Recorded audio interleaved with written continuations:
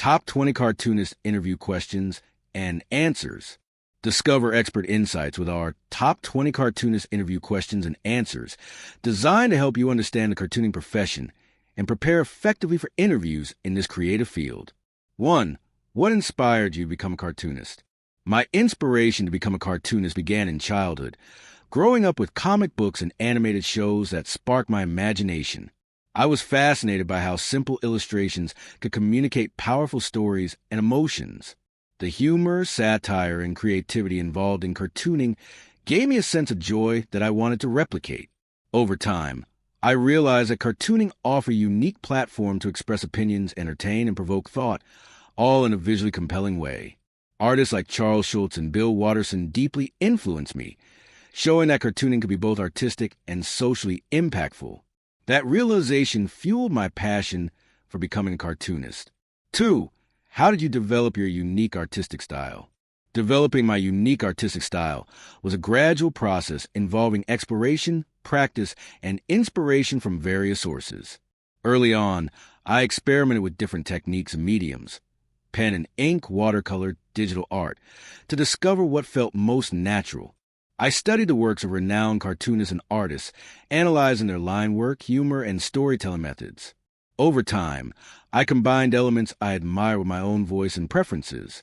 Regular feedback from peers and audiences helped refine my style. I also embraced my quirks and imperfections, which added individuality. Now, my style reflects a balance of visual simplicity, expressive characters, and a tone that's uniquely mine. 3. Who are your biggest influences in the world of cartooning? My biggest influences in cartooning include legends like Charles Schulz, creator of Peanuts, for his ability to convey deep emotions through minimalism and wit. Bill Watterson's Calvin and Hobbes inspired me with its philosophical undertones and artistic flair. I also admire Gary Trudeau's Doonesbury for his political commentary and long-running consistency. From the animation world, Hayao Miyazaki influenced me through his storytelling depth and attention to visual detail. Contemporary webcomic artists have also shaped my thinking, especially those who push boundaries and experiment with digital formats.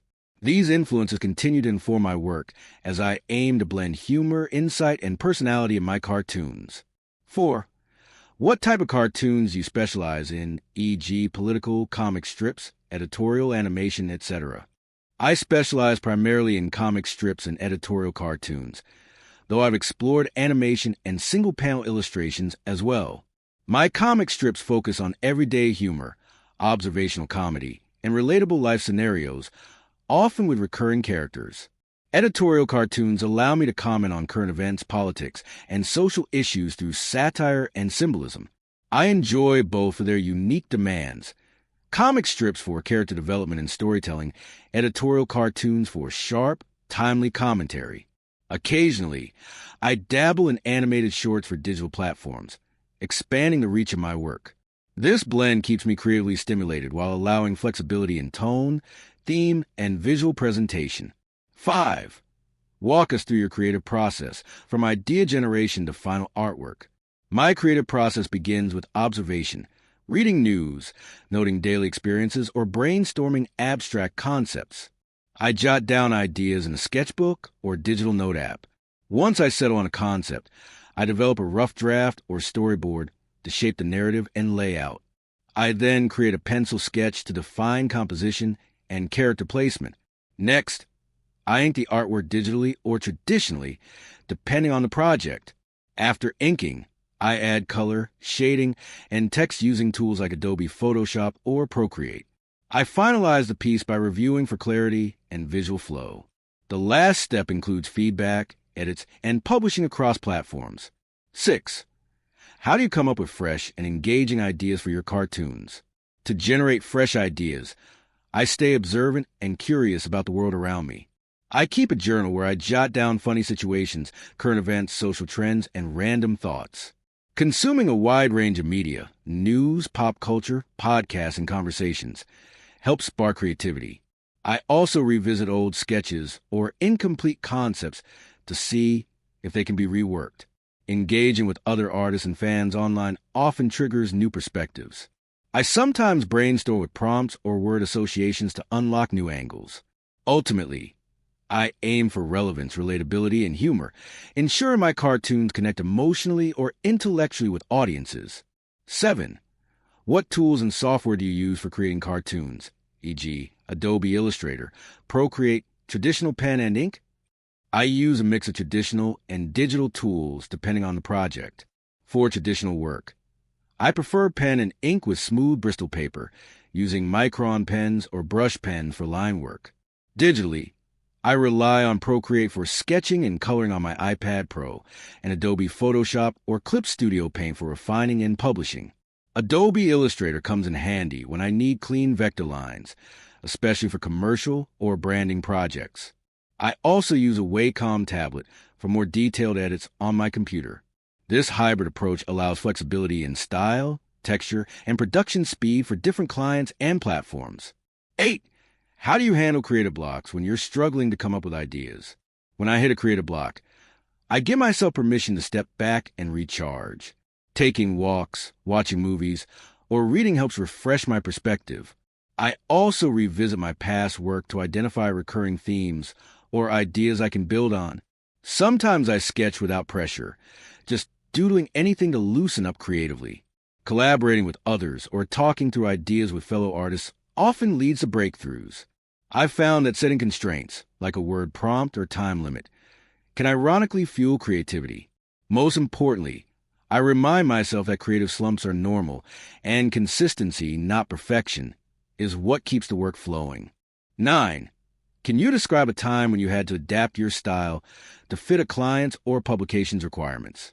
Once, I worked with a children's magazine that required a softer, more whimsical aesthetic than my usual bold, expressive style. I had to simplify my line work, use pastel color schemes, and tone down the humor to suit younger readers. Initially, it was a challenge, but I embraced it by studying children's book illustrations and adjusting my workflow. I created sample drafts, received feedback, and refined the look accordingly. The project taught me the importance of flexibility and audience awareness. Ultimately, the cartoons were well received, and I gained valuable experience adapting my voice without compromising creativity or quality. 10. How do you stay updated on current trends in cartooning and illustration? I stay current by following industry blogs, social media platforms like Instagram and Twitter, and joining online artist communities. Subscribing to newsletters from illustration platforms, animation studios, and publications helps me track evolving styles and tools. I also attend webinars, virtual workshops, and occasionally conventions where professionals discuss emerging trends. Keeping up with webcomics and digital-first content gives me insight into what resonates with modern audiences. I pay attention to trends in humor, storytelling, and visual design. Additionally, observing how cartoonists incorporate new technologies like AR or AI helps me stay adaptable and competitive in a fast-changing creative landscape. 11. What's your experience with digital versus traditional cartooning techniques? I have experience with both digital and traditional cartooning, and each has its own strengths. Traditional methods, like pen and ink on paper, provide a tactile, organic feel that's ideal for sketching, inking, and expressive line work. I enjoy the hands-on process, though revisions can be time-consuming. Digital cartooning, using tools like Procreate and Photoshop, offers efficiency, flexibility, and easier editing, especially for deadlines or client revisions. Layers, undo functions, and digital brushes make experimentation and color blending more accessible. I often sketch traditionally for concept work and finalize digitally. The combination of both techniques allows me to maintain artistic control and adapt to various project needs. 12. How do you ensure your work appeals to your target audience? Understanding my target audience is key to creating appealing work. I research their interests, humor preferences, and emotional tone. For younger audiences, I use bright colors, clear expressions, and light-hearted themes. For editorial or adult comics, I lean into sharper humor, social commentary, and subtle visuals. I also test concepts on social media, noting which themes and styles resonate most. Feedback plays a crucial role. I pay attention to comments, engagement, and critiques to refine my approach. Over time, I've developed a voice and tone that aligns with my audience's expectations while still keeping space for originality and growth. 13. Have you ever worked with tight deadlines? How do you manage time and productivity? Yes, tight deadlines are a regular part of working as a cartoonist, especially for editorial or commercial projects. To manage them, I prioritize organization and clear planning. I break the project into stages: concept, sketch, final draft, edits, and allocate specific time block for each. Using tools like Trello or Notion helps me track tasks and deadlines. I also set personal mini deadlines ahead of the actual due date to build in a buffer. To stay productive, I avoid multitasking and use techniques like the Pomodoro method. Preparation is key. Having a library of reusable assets and templates speeds up the workflow without sacrificing quality. 14. Have you worked with writers, editors, or publishers before? How do you handle feedback and revisions? Yes, I've worked closely with writers, editors, and publishers on various projects, including comic strips, book illustrations, and editorial cartoons. Collaboration is essential in these settings, so I approach feedback with openness and professionalism. I listen carefully to understand their vision and constraints. If revisions are needed, I address them promptly and clearly communicate what's feasible. I try to incorporate feedback without losing the core message of the cartoon. When there are creative disagreements, I offer alternative solutions that balance both artistic integrity and client expectations. Constructive feedback has helped improve my work and strengthen my ability to adapt and grow. 15. Can you share an example of a challenging project you worked on and how you resolved it? One challenging project involved creating a comic strip series for a corporate campaign that aimed to blend humor with a serious message on workplace safety. Balancing tone was difficult. I needed to be engaging without trivializing the topic. After struggling with the first few drafts, I requested a detailed brief and worked more closely with the client's communications team. I presented multiple tone variations for review and incorporated their feedback to strike the right balance. I also revised the visual style to appear friendlier and less formal. In the end, the campaign was well received, and I gained valuable experience in creative problem solving. 16. Do you have experience in syndication or publishing your own comic strips? Yes, I have experience both pitching to syndicates and self-publishing comic strips. I've submitted work to syndication networks and received valuable feedback, even when not accepted. More significantly, I've built a consistent audience through self-publishing on platforms like Instagram, Webtoon, and my own website. This route has given me full creative control and allowed me to develop a loyal readership. I also compiled several strips into a self-published zine, which I sell online and at local art fairs. Managing the publishing process myself taught me a lot about branding, engagement, and consistency, skills that are crucial for long-term growth as a cartoonist. 17.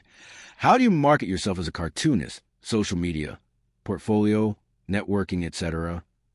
Marketing is vital to sustaining a career in cartooning. I maintain a professional online presence with a regularly updated portfolio website, showcasing my best work. Social media platforms like Instagram and Twitter help me share content, engage with followers, and build visibility. I also participate in art challenges and collaborate with other creators to expand my reach. Networking at conventions, joining artist collectives, and engaging in forums has helped me connect with editors, writers, and potential clients. I use email newsletters to keep my audience informed of new projects. Consistent branding, audience interaction, and strategic visibility all play roles in my marketing approach. 18. What's your approach to negotiating contracts and payment for freelance work? When negotiating contracts, I prioritize clarity and fairness. I begin by understanding the project scope, deadlines, usage rights, and revisions policy. I use a standard freelance contract as a base and tailor it to each client. I clearly outline my rates, flat fee or hourly, based on the project complexity, turnaround time, and distribution rights. I require a deposit for new clients and often split payments across milestones. I'm professional but assertive, ensuring that both my creative input and time are respected. If a client has a tight budget, I offer scaled-down options. Open communication and clear terms are key to successful negotiations. 19. Have you ever faced censorship or backlash for a cartoon? How did you handle it?